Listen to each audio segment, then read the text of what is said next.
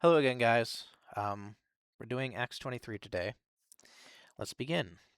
And Paul, earnestly beholding the council, said, Men and brethren, I have lived in all good conscience before God until this day. And the high priest Ananias commanded them that stood by him to smite him on the mouth. Then said Paul unto him, God shall smite thee, thou whited wall. For sittest thou to judge me after the law, and commandest me to be smitten contrary to the law? Right? Because the law does not say to do this, right? And they that stood by said, Revilest thou God's high priest? Then said Paul, I wist not, brethren, that he was the high priest. For it is written, Thou shalt not speak evil of the ruler of thy people. But when Paul perceived that the one part were Sadducees, and the other Pharisees, he cried out in the council, Men and brethren, I am a Pharisee, the son of a Pharisee. Of the hope and resurrection of the dead I am called in question. And when he had said so, there arose a dissension between the Pharisees and the Sadducees, right? Because the Sadducees did not believe in the resurrection from the dead, right? Because they only had the first 5 books of the Bible, right? The Torah. The Pharisees had everything else, right? So they believed in the resurrection from the dead. And the multitude was divided. For the Sadducees say that there is no resurrection, neither angel nor spirit, right? They're secular, basically. They're secular Jews, to put it bluntly. But the Pharisees confess both. And there arose a great cry, and the scribes that were of the Pharisees' part arose, and strove, saying, Excuse me, We find no evil in this man, but if a spirit or an angel has spoken to him, let us not fight against God. And when there arose a great dissension, the chief captain, fearing lest Paul should have been pulled in pieces of them, yeah, they were getting pretty dang violent, weren't they? Commanded the soldiers to go down, and to take him by force from among them, and to bring him into the castle. And the night following, the Lord stood by him, and said, Be of good cheer, Paul, for as thou hast testified of me in Jerusalem, so must thou bear witness also at Rome.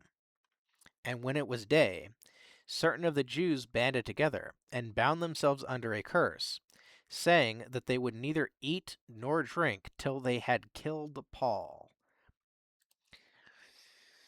Whew, man. Religious people, am I right? They're batshit crazy. And they were more than 40 which had made this conspiracy. It's a lot of people. And they came to the chief priests and elders, and said, We have bound ourselves under a great curse, that we will eat nothing until we have slain Paul. Now therefore, ye with the council signify to the chief captain that he bring him down unto you tomorrow, as though ye would inquire something more perfectly concerning him, and we, or ever he come near, are ready to kill him. And when Paul's sister's son heard of their lying in wait, he went and entered into the castle and told Paul. Then Paul called one of the centurions unto him and said, Bring this young man unto the chief captain, for he hath a certain thing to tell him. So he took him and brought him to the chief captain and said, Paul the prisoner called me unto him, and prayed me to bring this young man unto thee, who hath something to say unto thee. And then the chief captain took him by the hand, and went with him aside privately, and asked him, What is that thou hast to tell me? And he said, The Jews have agreed to desire thee that thou wouldest bring down Paul tomorrow into the council, as though they would inquire somewhat of him more perfectly. But do not thou yield unto them, for there lie in wait for him of them more than 40 men, which have bound themselves with an oath, that they will neither eat nor drink till they have killed him. And now are they ready. looking for a promise from thee. So the chief captain then let the young man depart, and charged him, seeing thou tell no man that thou hast shewed these things unto me. And he called unto him 2 centurions, saying, Make ready 200 soldiers to go to Caesarea, and horsemen 60 and 10, and spearmen 200, at the 3rd hour of the night, and provide them beasts, that they may set Paul on, and bring him safely unto Felix the governor. And he wrote a letter after this manner: Claudius Lysias, unto the most excellent governor, Felix sendeth greeting. This man was taken of the Jews, and should have been killed of them. Then came I with an army, and rescued him, having understood that he was a Roman.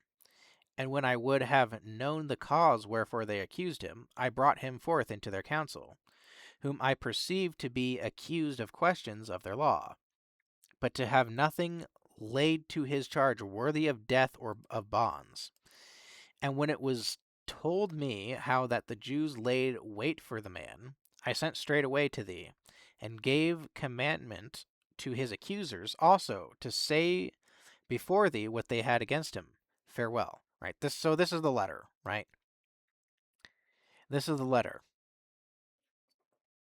that the chief captain wrote to the governor. Then the soldiers, as it was commanded them, took Paul, and brought him by night to Antipatris.